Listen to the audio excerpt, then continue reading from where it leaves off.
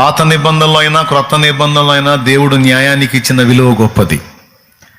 ఆ న్యాయానికి ఎంత గౌరవం ఇచ్చాడంటే ఆయన ఆ న్యాయాన్ని గౌరవించడానికి, న్యాయానికి న్యాయం చేయడానికే సిలువెక్కాడు.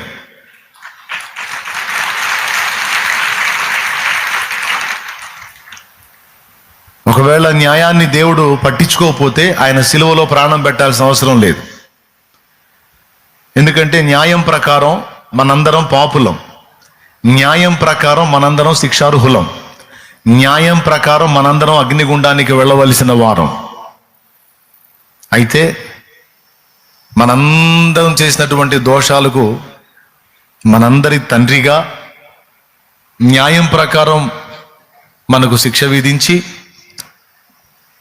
మన మీదికి న్యాయం ప్రకారం రావాల్సిన శిక్షను మన స్థానంలో ఆయన తన మీద వేసుకొని, మన మీదున్న ప్రేమను బట్టి మనల్ని తప్పించి, న్యాయం మీదున్న గౌరవాన్ని బట్టి న్యాయాన్ని గౌరవించి ఆ దోష శిక్షను తన మీద వేసుకొని అటు మనల్ని రక్షించడానికి, న్యాయాన్ని గౌరవించడానికి మనందరికీ ప్రతిగా ఆయన సిలువలో బలి కావాల్సి వచ్చింది.